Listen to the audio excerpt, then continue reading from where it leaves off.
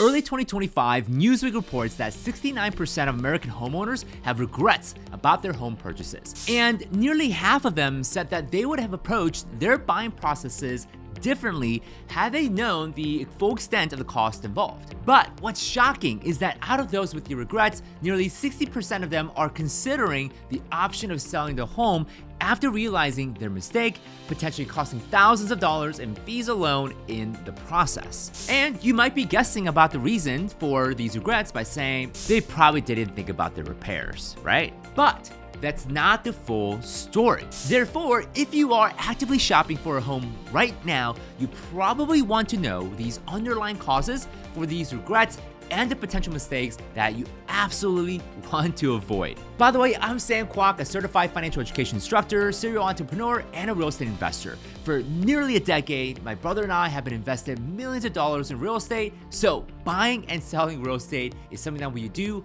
all the time. So here in this video, I guarantee that you'll feel more confident about your next home purchase so that you could decrease your risks and chances of regret and unforeseeable costs. I'll break down 7 biggest mistakes that could lead to the biggest regrets about your home purchase. So with that said, let's get started. So number 1 mistake is assuming that buying a home is always cheaper than renting. Now, I hear this all the time. People look at the mortgage payment calculation and they think, hey, this is a lot less than renting. I'm saving money. But here's the catch. That mortgage payment isn't the whole story. You've got regular maintenance costs like fixing leaky faucets or mowing the lawn. Then there's capital expenditures, big stuff like replacing a roof, which can cost $10,000 or more, and big repairs add up as well. A broken furnace can set you back $5,000. Utility costs often go up in a house, especially if it's older. Property taxes can spike if your home assessment increases, especially if you make mistake number 3, which I'll talk about in just one sec. And insurance costs fluctuate, sometimes a lot. And so it's estimated that anywhere between 1 to 3% of your home value could be spent on repairs and routine maintenance each year. So if you end up buying a $500,000 home, you could expect to pay a range of $5,000 to $15,000 in just maintenance costs every single year. And if we were to break that down in a monthly basis, that's anywhere between $400 to $1,200 a month in additional costs on top of your mortgage payment. Not to mention, you have property taxes and insurance you have to pay. Now, of course, on the upside, you're building equity over time, but know that buying a home doesn't automatically save you cash flow every single month, and it doesn't necessarily mean that it's better than renting. Second mistake is waiving the inspection to win a bidding war. Now, I get it.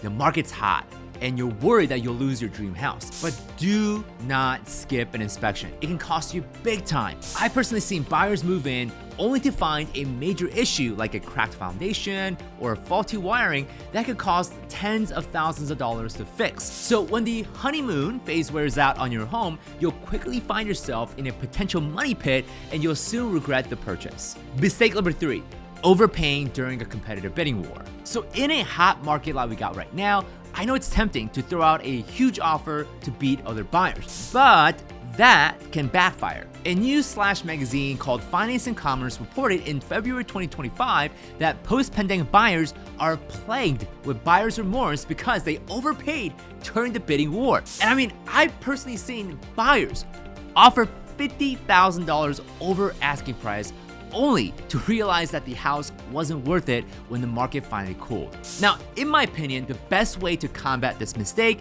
is by getting a CMA, a comparable market analysis, and this is a report that you could get from a real estate agent to see how much other homes are selling for in your area. Not only will this help you understand if you're overpaying or underpaying, you also kind of get an idea as to if you were to look for a different type of home, the CMA may also provide a valuable insight as to how your market is trending. So be sure to ask for a CMA from your real estate agent before making any offers on a home. Mistake number 4 is not checking for code violations. Now, this one's a bit sneaky and it's hard to catch. Let's say you fall in love with a house you find and you found out that the previous owner did unpermitted work like adding a room without a permit or doing a major electrical repairs without a permit. You could be on the hook for fines or costly fixes.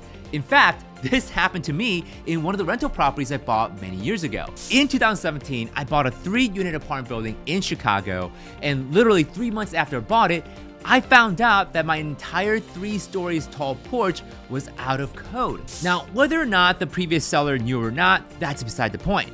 The city said that I would have to tear down the entire porch and rebuild it, which meant that involved hiring an engineer, an architect, and of course, a licensed contractor to get this work done. And yes, I had to get a permit to get that work done in the first place. And realizing this, I immediately regretted buying this property because a repair like this could cost up to $25,000.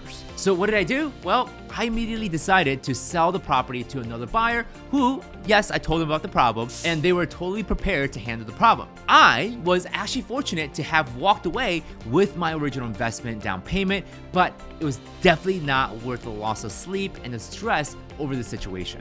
So the moral of the story, be sure to check for any code violations, and of course, get an inspector to take a look to see if there are any potential codes and if there are any work that's been done without a permit. Mistake number 5 is underestimating the true cost of interest over 30 years. Now, at the time of this recording, the mortgage rates can range anywhere between 6.5% to 7% for a 30-year fixed mortgage. Now, that 7% mortgage rate might sound manageable, but over 30 years, it adds up big time. Let's say you buy a $300,000 home with a 30-year loan at 7% interest. Your monthly principal and interest payments alone might be around $2,000, but by the end, you would have had paid roughly $400,000 in interest alone. That is more than the house itself, and I've seen buyers shocked when they realized how much they're really paying on interest. So the point is this: look at the full loan term, specifically what's known as the TIP, total interest percentage, not just the monthly payment. Look at the full amount that you'll pay. In fact, you can get this information easily by using an amortization calculator, or most online mortgage calculator will do. One of the strategies that we teach right here in our channel is about paying off your mortgage in as early as 5 to 7 years. So it's a strategy where you could save money and time on your mortgage simply by changing where you store your money. So instead of leaving your money in a checking account, simply making your deposit in a different type of account could save you thousands of dollars on interest. So if you're interested in learning more about that, I'll have the link to another video down below in the video description. Mistake number 6, and that is not being realistic about affordability. Now, I get it. It's easy to stretch your budget to get your dream home, but that can lead to regret fast. Newsweek had a separate article in May 2025 mentioning that millennials are selling their pandemic-era homes because they overextended themselves. Your mortgage might be $2,000 a month, but like I mentioned in mistake number 1, you'll need to add in taxes, insurance, maintenance, and the rising utility costs. And so at the end, you could be looking at $3,000 or more, and if that's pushing your budget to the limit, you're gonna feel trapped. So you have to be honest with yourself about what you can realistically afford.